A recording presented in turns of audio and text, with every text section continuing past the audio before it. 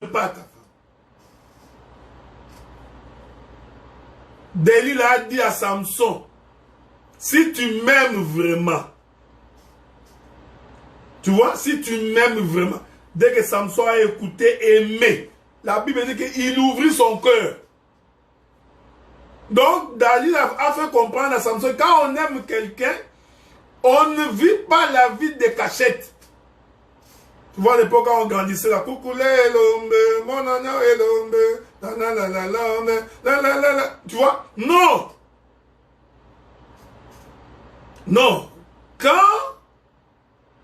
on aime, on révèle. C'est ça l'amour. L'amour, c'est la révélation. Voyez-vous, l'amour, c'est dire. Voilà pourquoi, dans un premier temps, il s'est caché. Mais, à la fin de la fête, il vient se révéler. Il dit, si quelqu'un a soif, qu'il vienne boire. Donc, quand on aime, on donne. C'est pourquoi Jésus avait dit à ses disciples, je leur ai fait tout connaître. Vous savez, frère, beaucoup de foyers ont des difficultés à cause du mensonge. Juste par le jeu de cache-cache, c'est fini. Juste les cache-cache là, c'est fini, vous êtes fini. Juste les cache-cache, ça va ouvrir la porte à beaucoup de conflits. Le jeu de cache-cache va amener beaucoup de discussions, la bagarre, la chicane. Il y aura tout à cause du jeu de cache-cache. Une femme qui est beaucoup plus amie avec ses amies filles. Il parle avec d'autres femmes. Là-bas, elle se dévoile, elle parle, elle rigole. Donc, elle a le principe qui lui a été inculqué par ses parents. Que le mari, c'est le lit d'hôpital. Tu viens dormir et tu vas t'en aller. Bon, dis-moi, avec une telle confession, comment tu penses que tu vas rester longtemps dans cette maison? Déjà, quand toi-même tu confesses que l'homme, c'est un lit de l'hôpital. Bon, puisqu'on ne demeure pas éternellement dans l'hôpital. Ah bon, tu partiras. Bon, tu peux aussi mourir sur le lit de l'hôpital. Tu vois, tu es en train de proclamer ta propre mort. Est-ce que vous comprenez ce que nous disons? La fête de tabernacle, c'est aussi le fait d'avoir le Seigneur, de boire de l'eau. Or, l'eau ici, j'ai expliqué ça pendant longtemps. L'eau ici, c'est la parole. C'est la parole révélée. Donc, quand la parole est révélée, ainsi, l'homme est sauvé. C'est pourquoi j'ai toujours répété que la parole de Dieu, ce n'est pas répéter les versets. Celui qui répète les versets pour toi, il ne t'aime pas. C'est un joueur de cache-cache. Celui qui répète la parole au devant de toi, il ne te dit pas la vérité. La vérité, c'est expliquer, faire comprendre, interpréter l'écriture, donner le sens à l'écriture. Voilà pourquoi, au début, ils étaient en train de boire. Okay? Ils buvaient. Mais remarquez que cette eau qu'ils buvaient, ou ces breuvages, je confirme, pour moi, ils buvaient du vin. Ok? Parce que je vous ai donné l'écriture d'Exode 14, à partir du verset 22. La dîme de l'année, le peuple mangeait et buvait de la liqueur forte. Ok? Donc, Israël buvait. Oh, cette boisson, je vous informe. La boisson que Israël buvait, c'était la boisson des premiers 6 maris. Les 6 premiers maris. Voilà en bon français. Tu vois? La boisson que Israël buvait. Je vais t'aider. La boisson que Israël buvait. Oh non, tu vois, en Israël on buvait. Tu vois, en Israël on buvait. Ils prenaient du vin. Ok. Maintenant, je te dis que cette boisson que Israël buvait, c'était la loi. C'était les 6 premiers jours. C'était les 6 premiers maris. Et cette boisson ne pouvait pas étancher la soif du peuple. Prenons une autre écriture. Souffrez. Je voudrais prendre une autre écriture. Comme j'ai toujours dit, l'abondance des biens ne nuit jamais, ok? L'abondance des biens ne nuit jamais. Pour un bon gestionnaire, parce que si tu ne sais pas gérer, eh bien, ça peut te rendre fou, hein? Prenons le livre de Jean chapitre 2. Jean chapitre 2. Nous commençons par le premier verset. La Bible dit: 3 jours après, il y eut des noces à Cana, en Galilée. La mère de Jésus était là. Jésus fut aussi invité aux noces avec ses disciples. Le vin ayant manqué, la mère de Jésus lui dit: ils n'ont plus du vin. Ah, donc nous comprenons que ces gens étaient d'abord en train de boire. Je suis en train d'expliquer la fête des tabernacles. Ces gens étaient donc en train de boire. Jésus lui répondit: femme, qu'y a-t-il entre moi et toi? Mon heure n'est pas encore venue. Sa mère dit au serviteur: faites ce qu'il vous dira. J'aime maintenant le verset 6. Or, il y avait là 6 vases de pierre destinés aux purifications des Juifs, contenant chacun 2 ou 3 mesures. Doucement, ok? On va aller doucement pour comprendre le royaume. Doucement. Jésus est invité dans une fête. L'Écriture dit, dans cette fête-là, les gens buvaient. Mais le vin est arrivé à manquer. Faites attention. Le vin manqué ici, ça veut dire que ça n'a pas étanché leur soif. Maintenant,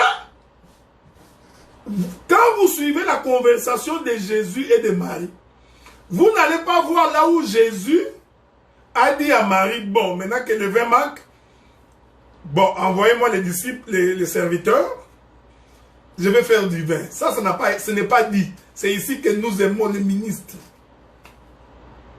Nous aimons les ministres parce que Marie, c'est tout un ministère. Donc, Marie avait compris le langage de Jésus. Quand Jésus dit que mon heure n'est pas encore arrivée, Marie avait interprété ce que Jésus a dit. Il dit au serviteur: allez vers lui. Faites ce qu'il vous dira. Qui avait dit à Marie? Jésus avait-il dit à Marie qu'il fera quelque chose? Oh, l'Écriture dit qu'il y avait là-bas 6 vases. J'aime ça. On doit se poser la question, les 6 vases qui servent à la purification des Juifs faisaient quoi dans cette fête? Qu'est-ce que les 6 vases de la purification des Juifs faisaient à la fête des noces? Donc nous comprenons. Est-ce que quelqu'un me suit? Nous comprenons que les 6 vases, en réalité, n'ont pas pu purifier les Juifs. En d'autres termes, les 6 vases représentaient le premier vin. Le premier vin que ces gens buvaient. Et cela n'a pas apporté la purification. Pourquoi j'ai dit ça? Parce que le Seigneur Jésus-Christ, pour donner le vin, je vais lire ça avec vous. Pour donner le vin, il dit: remplissez d'eau, je suis au verset 7, remplissez d'eau ces vases et ils les remplirent jusqu'au bord. Puisez maintenant, leur dit-il, et portez-en à l'ordonnateur du repas. Ils en apportèrent. Quand l'ordonnateur du repas y goûtait l'eau changée en vin, ne sachant d'où venait ce vin, tandis que les serviteurs qui avaient puisé l'eau le savait bien, il appela le pou. Il y a beaucoup de choses à dire ici. Parce qu'il n'y a que les serviteurs qui avaient la connaissance de là où ils ont pris de l'eau. Changé en vin. Donc cette eau, c'est du vin. C'est pourquoi je vous avais dit que les gens qui étaient en train de célébrer la fête des tabernacles buvaient du vin. Oh, ce vin, c'est de l'eau. Mais c'est quelle eau? C'est l'eau que la femme samaritaine venait puiser tous les jours dans le puits de Jacob. Et cette eau, ce vin, ne pouvait pas étancher sa soif. Voyez-vous? Le 6 vases de pierre représentait le sacerdoce de Moïse. Ça représentait le vieux vin. Ça représentait l'ancien vin. Donc, quand tu lis ta Bible et que tu vois un prophète en train de boire, tu vois un lévite en train de boire, tu vois le roi en train de boire, comprends que c'est le premier vin. Ce vin-là ne peut pas te désaltérer. Ce vin-là ne peut pas étancher sa soif. Tu continueras à venir à boire et à boire et à boire. Quand Jésus dit remplissez, ici nous venions de changer les sacerdoces, c'est-à-dire le 6 premiers vases qui représentent tout un sacerdoce venait de finir. Femme, tu as 5 maris, tu en avais 5 maris. Le 6e que tu as, donc au total tu en as 6. Tous les 6 n'ont pas étanché ta soif. Maintenant moi, Jésus, je suis le 7e. Je te donnerai de l'eau. Et cette eau mettra fin à ta soif. Tu seras désaltéré et ça va amener à ce que tu commences une nouveauté de vie. La fête des tabernacles. Vous comprenez? Donc, le Seigneur se présente le 7e jour de la fête pour témoigner qu'il est la fin du premier sacerdoce. Et il dit maintenant, si quelqu'un a soif, qu'il vienne boire de l'eau. De l'eau que moi je lui donnerai. Donc nous comprenons que Jésus c'était tout un puits. Ok? Et dans le puits, il faut que les serviteurs aillent puiser. Donc, or, le puits a une profondeur. C'est pourquoi nous disons, l'évangile a une profondeur. Il faut descendre. C'est ça la hauteur de l'arche. Il faut descendre pour aller puiser. J'avais voulu vous partager avec vous une autre pensée de l'écriture, laquelle pensée m'a été donnée par mon bien-aimé, le pasteur Blanchard. Je vais vous ajouter cette chose-là. Souffrez, hein? Souffrez que je vous trouve ça. Je crois qu'on va conclure là pour aujourd'hui. Avec votre permission. Souffrez. Donc, je suis en train de chercher une écriture qui m'a été donnée par le pasteur Blanchard. Et je pense que j'ai l'obligation de partager cela avec vous. Ça va être pour votre instruction. Donc, vous comprenez? Donc, ainsi vous comprenez que lorsque le Seigneur dit à cette femme que si tu connaissais les dons de Dieu, il voulait lui dire les dons de Dieu c'est un puits. Ok? Il faut aller puiser.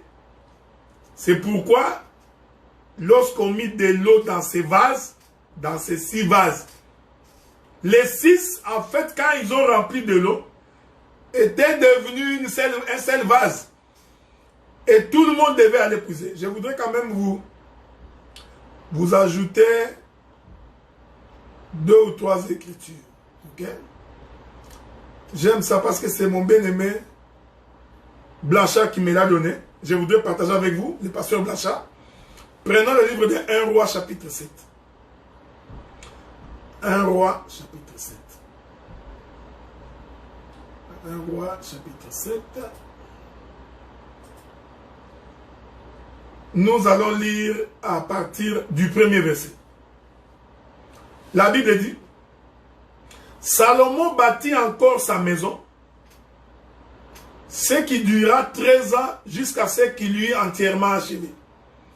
Il construisit d'abord la maison de la forêt du Liban, longue de 100 coudées, large de 50 coudées et haute de 30 coudées.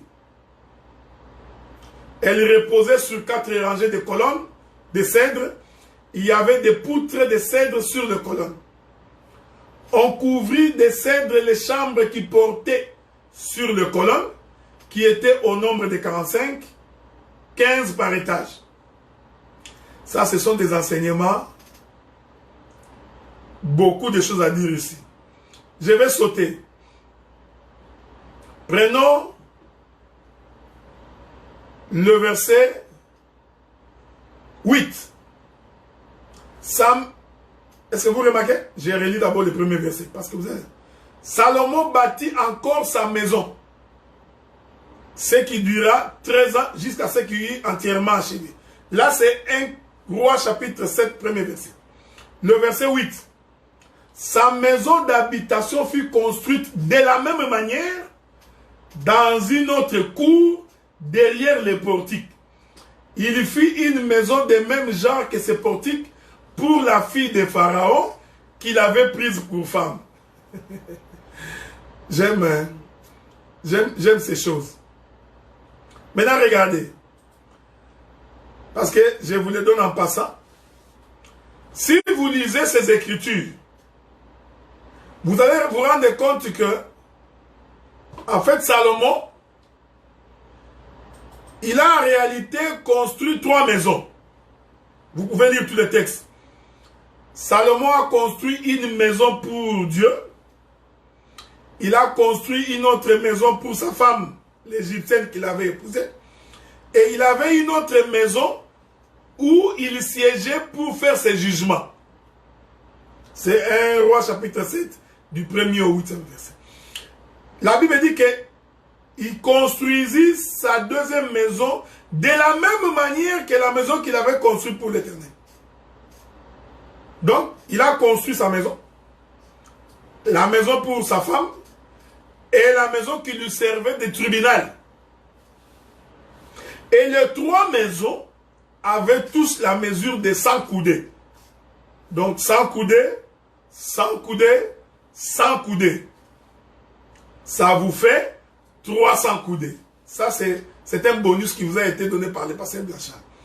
Pour expliquer le 300 coudées de l'arche de Noé. Donc, les 300 coudées de l'arche de Noé. Parce que, c'est comme j'ai dit, on ne peut pas finir. Il y a beaucoup de choses à dire. Donc, le 300 coudées de l'arche de Noé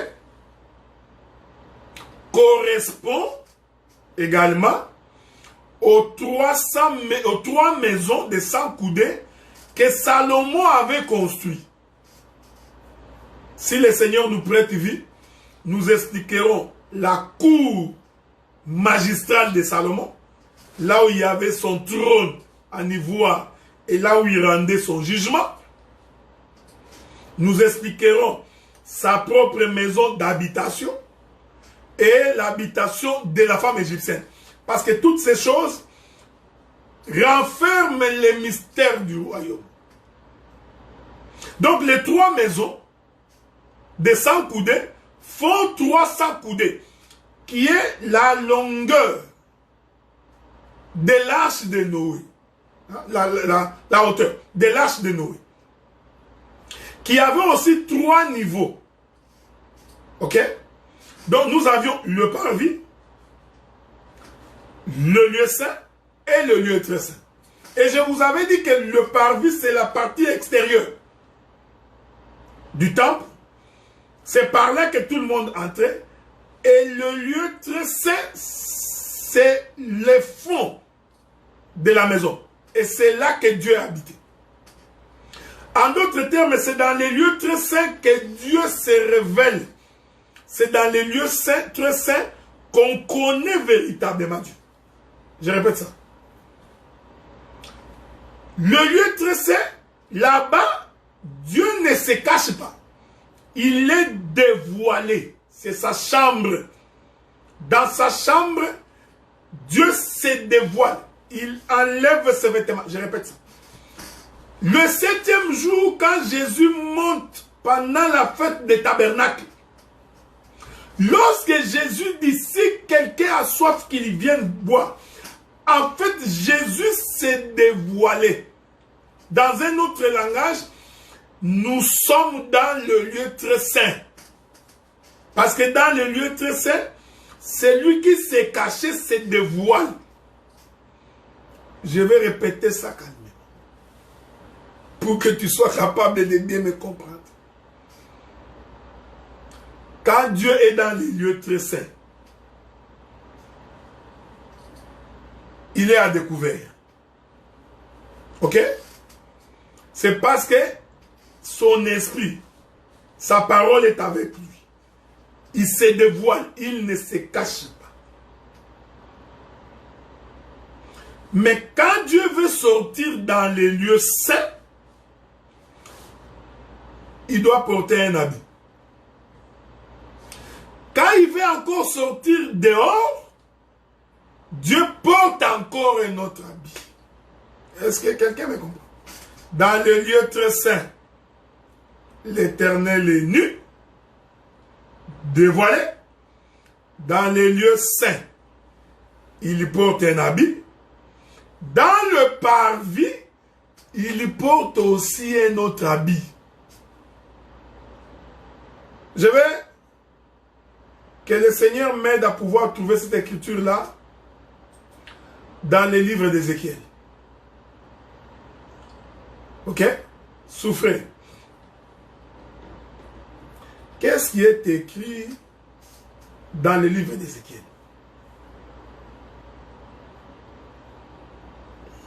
Souffrez, hein? Je suis en train de chercher cette écriture-là.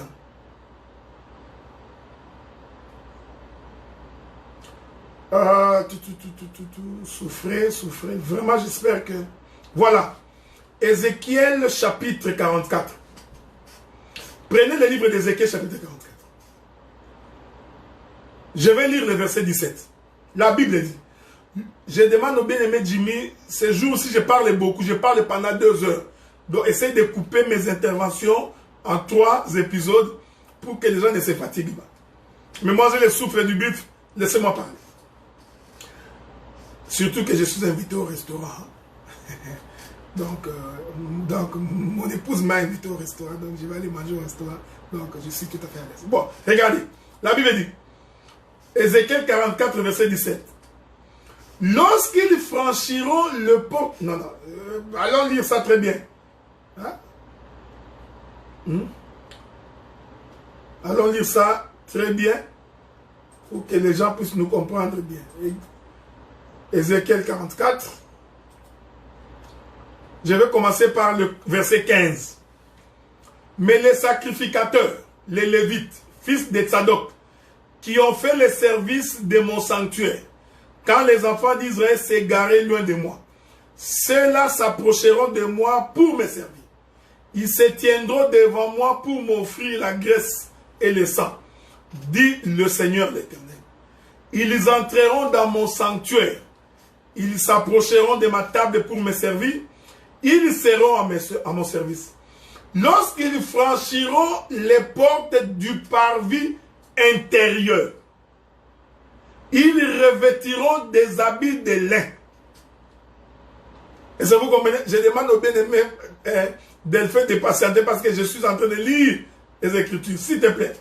La Bible dit, lorsqu'ils franchiront les portes intérieures, c'est-à-dire, ils viennent de quitter le parvis, ils viennent d'entrer. Or, traverser les portes du parvis intérieur, donc ils viennent d'entrer dans le lieu saint. Ils revêtiront des habits de lin. Ils n'auront sur eux rien qui soit en laine. Voilà. Donc, quand le sacrificateur entre dans le lieu saint, son habit doit être en lin. Quand il est dehors, j'ai dit quand il est au parvis, son habit est en laine. Voyez-vous, frère? Donc, quand le sacrificateur est dehors, il est habillé en laine. L'habit en laine est en contact avec le peuple. L'habit en laine est en contact avec le monde.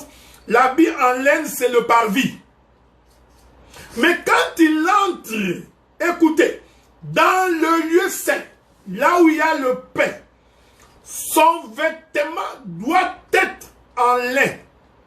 Or, le lin, c'est un produit de la terre. Le lin provient de la semence. Vous me suivez? Alors que la laine provient de la peau de l'animal. J'insiste pour que ton esprit ne puisse pas s'égarer. Est-ce que vous comprenez? Donc je demande à Mouzé de m'attendre un peu. Donc, la laine, c'est la peau de l'animal. C'est le vêtement de celui qui est dehors avec le peuple. C'est pourquoi, quand Jésus vient pour se faire baptiser, quand Jean-Baptiste dit, voici l'agneau de Dieu, Jean-Baptiste avait vu un animal, c'est-à-dire en peau d'animal. Donc Jésus était habillé en laine. J'insiste. Pourquoi était-il habillé en laine? Parce que c'est le vêtement du dehors. C'est le vêtement du parvis. C'est le vêtement qui a la capacité de porter le péché. Quand l'homme péchait, on prenait donc la main. Le sacrificateur prenait ses mains. Il mettait sur l'animal. Il transférait donc le péché de l'homme sur l'animal.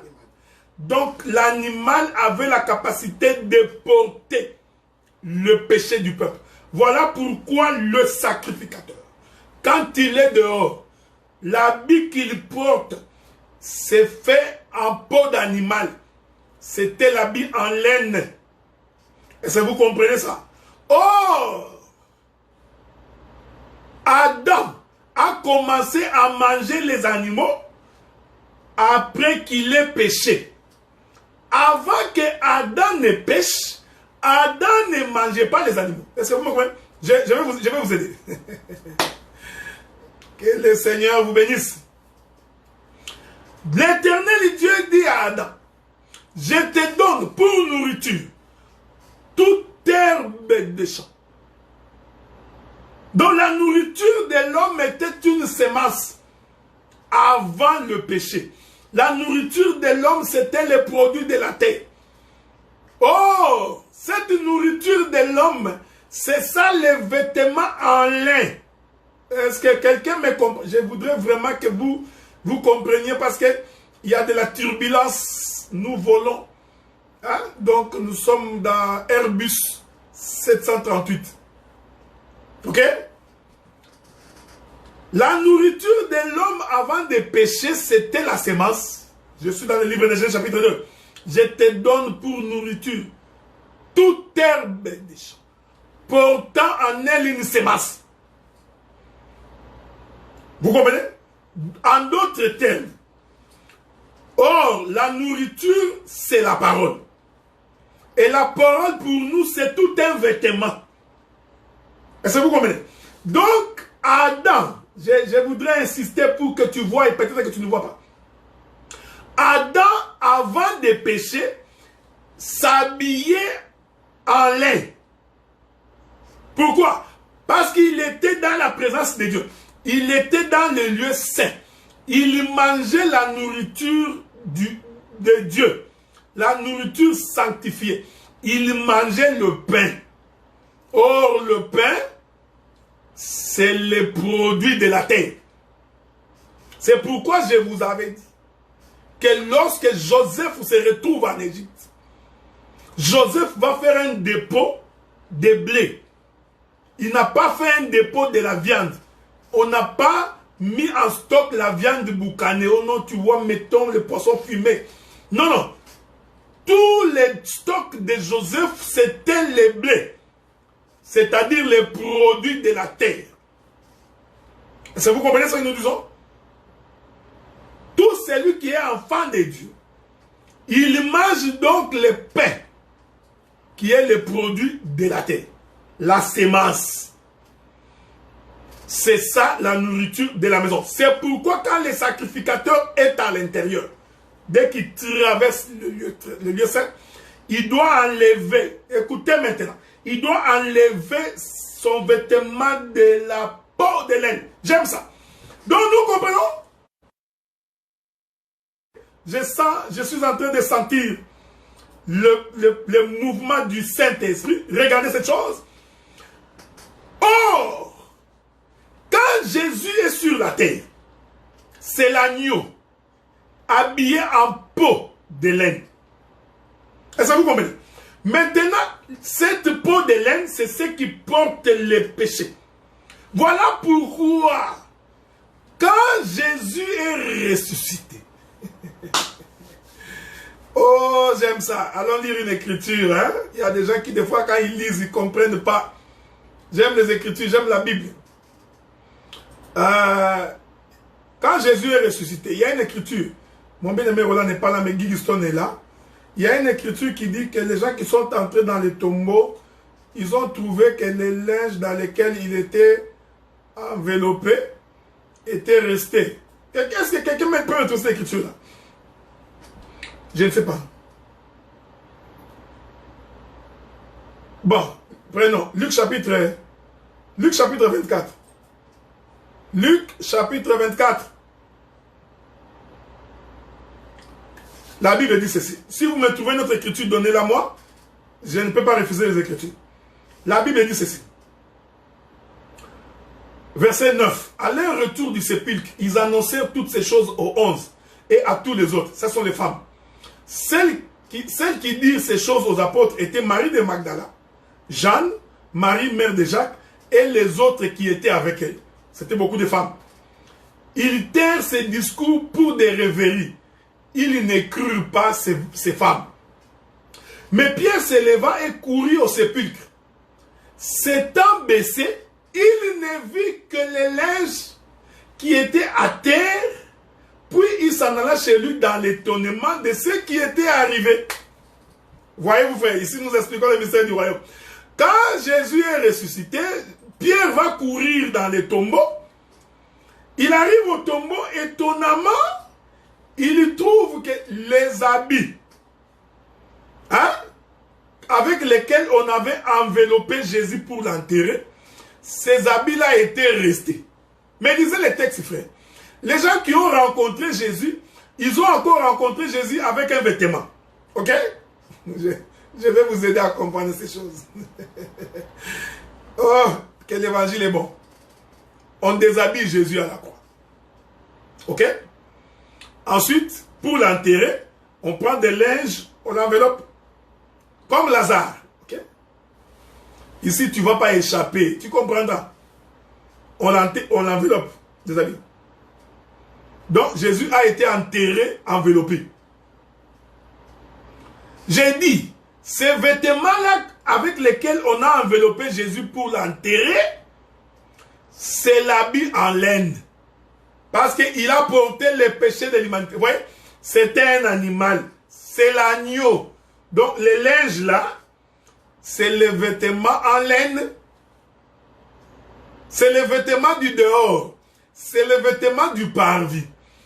Comme par la résurrection de Jésus, Jésus devait rentrer au ciel. Donc, il doit rentrer dans le lieu saint pour aller au ciel. Il ne peut pas monter avec les habits en laine. Parce que Ézéchiel nous dit, lorsque le sacrificateur aura traversé le parvis intérieur, ses habits en laine, il doit les laisser dehors. Donc, il doit donc porter les habits en lin. Donc, nous comprenons que les vêtements laissés dans les tombeaux, c'était en laine. Maintenant, quand Jésus est ressuscité, il avait d'autres habits. Où avait-il eu ces habits? Nous comprenons. Les habits que Jésus portait, c'était les habits en lin. Parce que c'est le seul habit qui lui permet d'entrer dans les lieux saints. Évangile on a ligné au moins été. Est-ce que vous comprenez ce que nous disons? Voilà pourquoi j'ai dit, frère, quand Dieu est dans le lieu très saint, il est nu, déshabillé. Il ne cache rien. Mais quand il sort dans le lieu saint, comme c'est toujours dans la maison, il porte l'habit en lin. Mais s'il veut sortir, il doit donc prendre les laines. C'est pourquoi l'Écriture dit, lorsque Dieu s'est mis à la recherche d'Adam, Adam, où es-tu? Dieu venait de quitter sa chambre. Dieu a compris, non, si je ne peux pas sortir dans la chambre nue. Dieu porte l'habit en lin. Il sort au salon. Le salon ici, c'est le lieu saint. C'est là où il y avait le pain des propositions. C'est là qu'il y avait la nourriture. Dieu sort en habit de pain. Il regarde. Adam n'est toujours pas là. Dieu a compris qu'Adam est dehors. Dieu dit non, je ne peux pas sortir avec cet habit. Il prend les lains, il laisse. L'Écriture dit que Dieu prit la peau de l'animal. Voilà. Donc Dieu a pris les vêtements en laine. Parce que Dieu savait que l'homme qui a péché, pour que je puisse ôter son péché, il faut qu'il porte l'habit en laine. Parce que c'est l'habit de laine qui est capable de supporter les péchés. Est-ce que vous comprenez ce que nous disons? C'est pourquoi Dieu sort, il fait, je t'informe. Donc Adam, avant de pécher, il n'était pas nu. Adam, avant de pécher, portait un vêtement en lin. Maintenant, quand l'Écriture dit qu'après avoir mangé les fruits, il constatait qu'ils étaient nus, non. Il venait de perdre l'habit en lin. Je vais vous ajouter l'Écriture. J'adore ça. J'adore ça. Donc, non, les choses à côté. Donc, nous comprenons, avec l'aide du Saint-Esprit, que Jésus a été enveloppé. Cette enveloppe-là, c'est l'habit en laine. C'est l'habit avec lequel il est allé dans les séjours de mort. Il a porté les péchés de l'humanité. Mais la résurrection de Jésus, c'est un retour. C'est-à-dire, il rentre dans les lieux saints.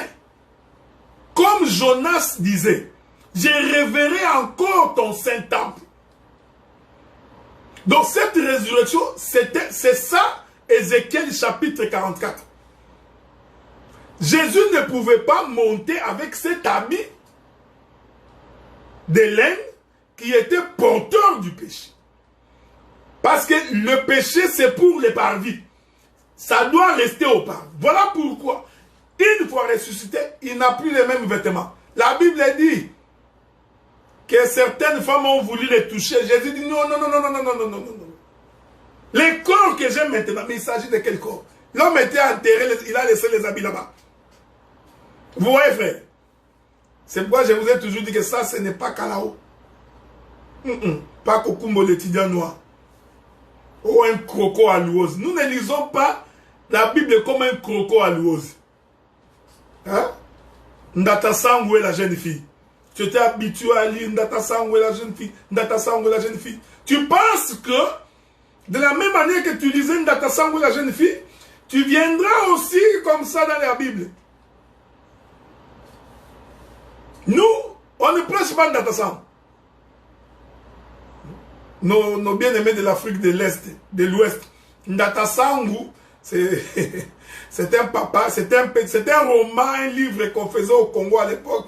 un vieux qui épousait une jeune fille, même quand on met beaucoup d'huile dans la nourriture, c'est bon, on met du sel. Nous avons des gens comme ça.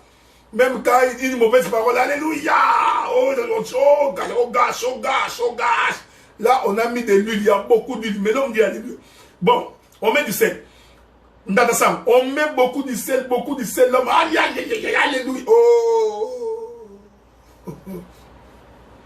Il faut que ta langue soit capable de distiller ce qui est bon de ce qui est mauvais. Ok? C'est très important.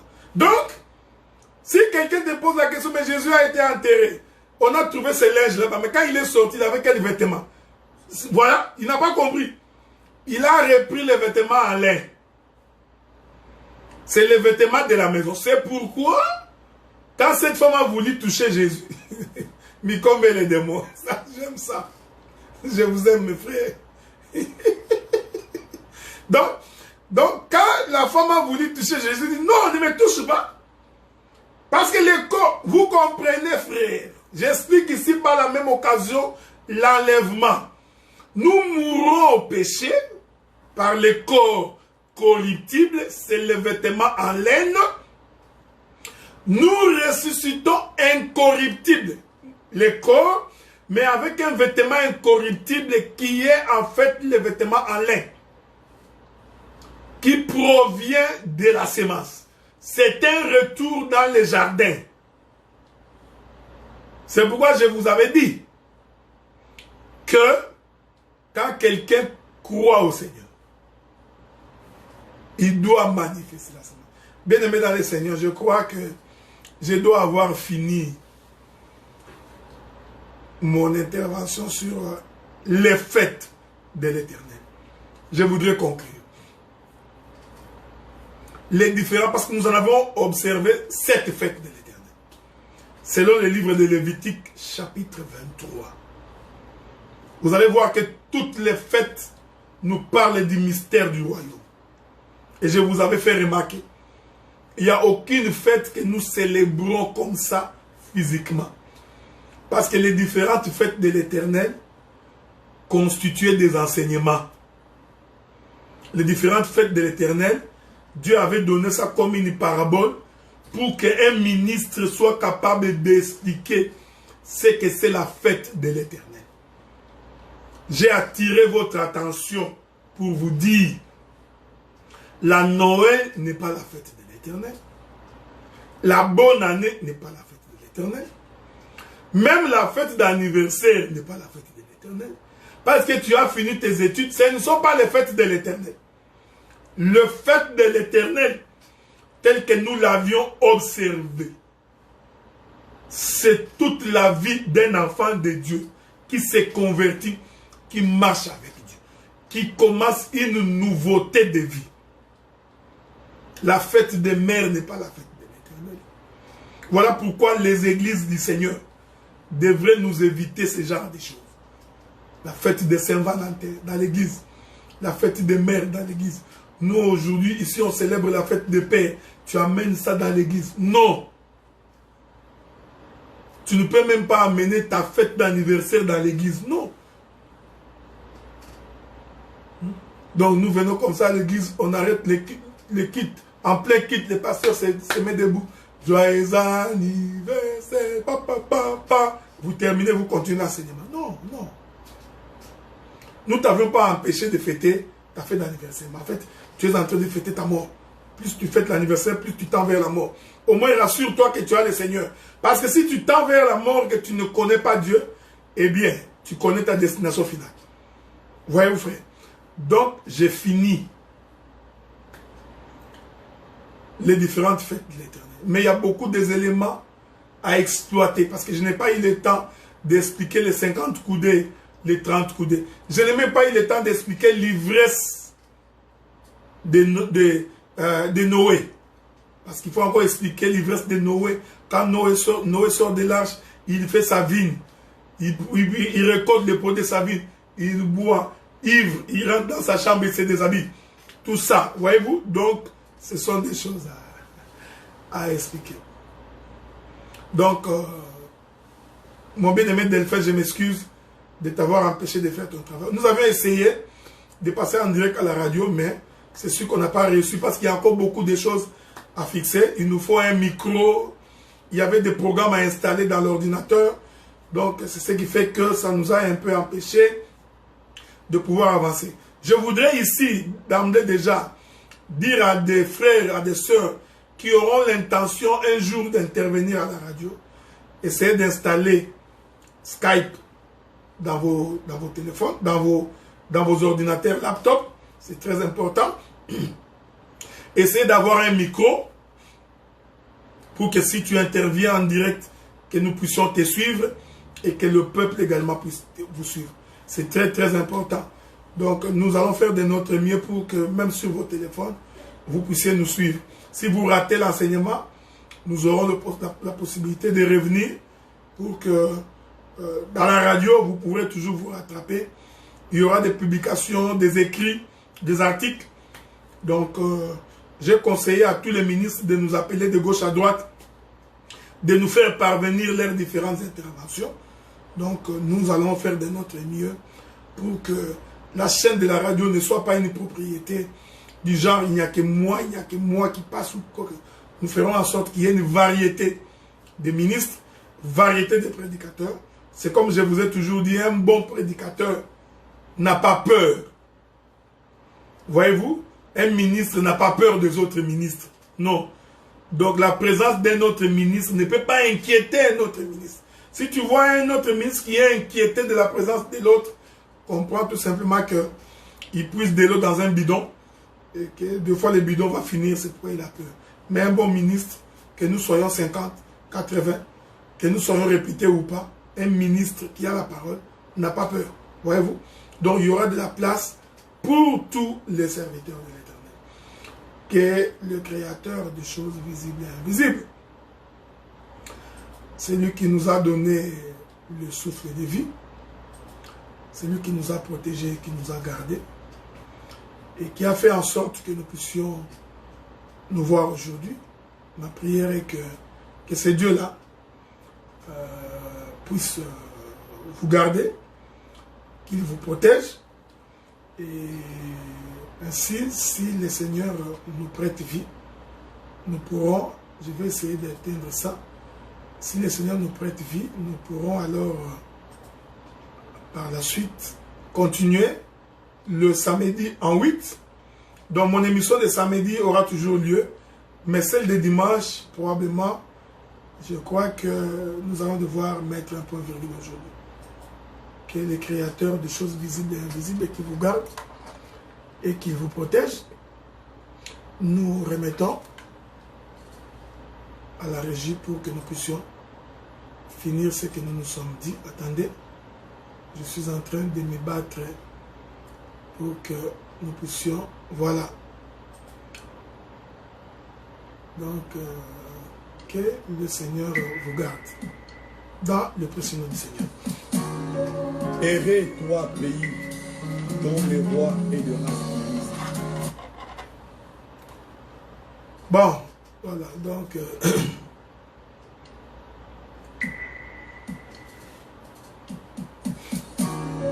Errez, toi, pays, dont le roi est de race. Parce que le prince mange au temps convenable. Amen.